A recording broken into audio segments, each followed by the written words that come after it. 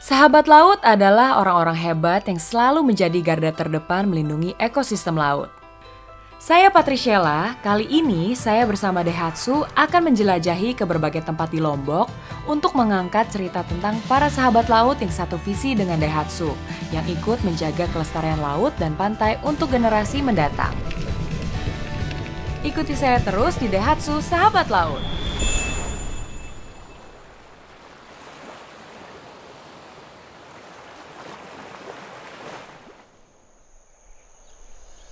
Sahabat Daihatsu, tentunya kita semua mengerti tentang pentingnya terumbu karang bagi kelangsungan ekosistem laut. Di samping sebagai rumah dan tempat berkembang biak ikan, terumbu karang juga adalah indikator kesehatan sebuah laut. Indonesia sendiri memiliki kekayaan terumbu karang dan selalu menjadi yang terdepan dalam setiap upaya konservasi dan perlindungannya.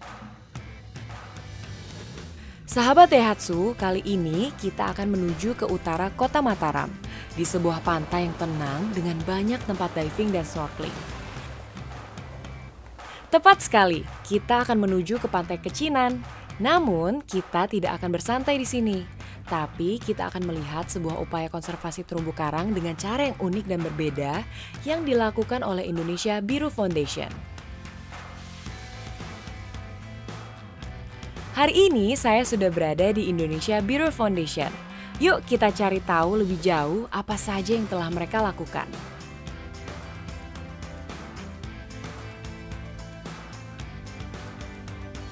Selamat datang di IBF, Indonesia Biru Foundation, Pat.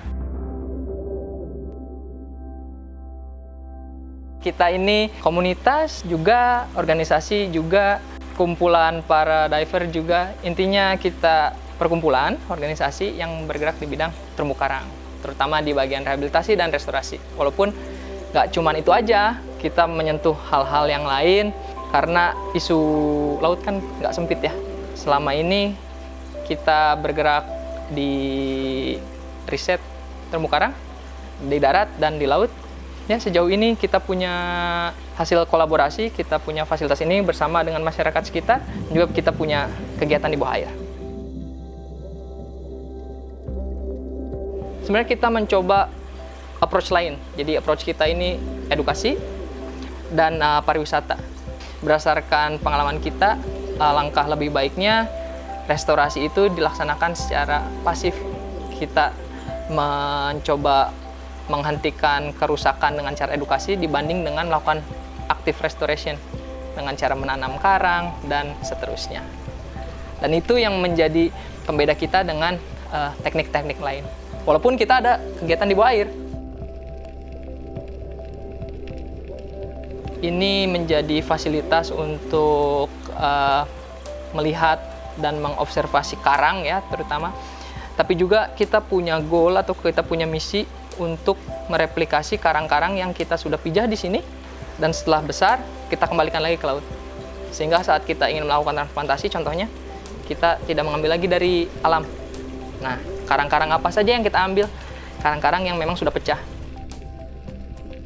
Karang ini sebenarnya hewan atau tumbuhan. Jadi karang ini sepertiga hewan, sepertiga tumbuhan, sepertiga batu.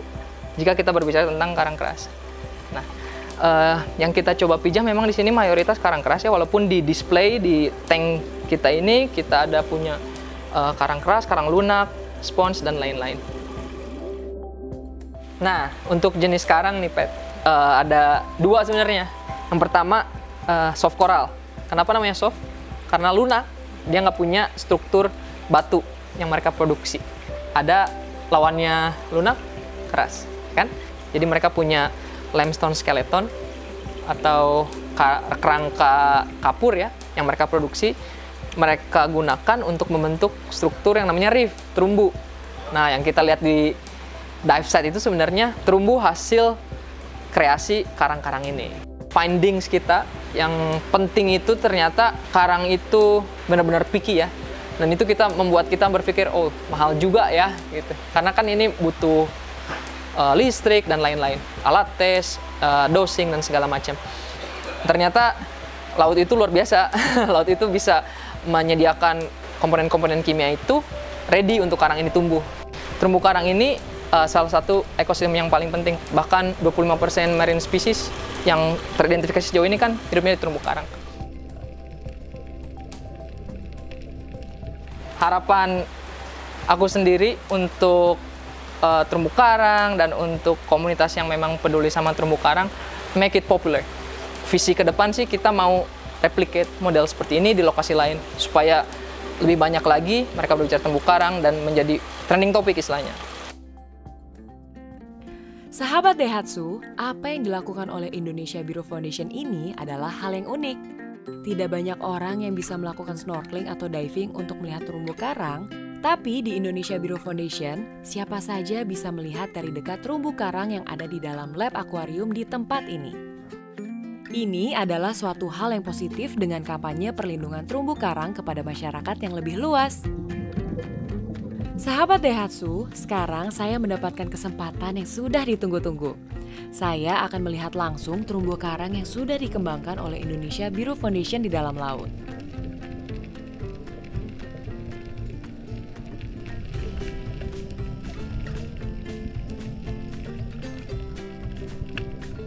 Perlindungan terumbu karang memerlukan banyak inovasi yang bisa menumbuhkan kesadaran bagi siapapun tentang pentingnya terumbu karang bagi kelangsungan ekosistem laut. Apa yang dilakukan oleh Indonesia Bureau Foundation perlu diberikan apresiasi dengan mendobrak batasan bagi lebih banyak kalangan untuk mengenal terumbu karang. Sahabat Daihatsu, mari kita terlibat untuk penyelamatan terumbu karang dengan melindungi perairan kita dari sampah plastik dan limbah rumah tangga yang bisa merusak terumbu karang.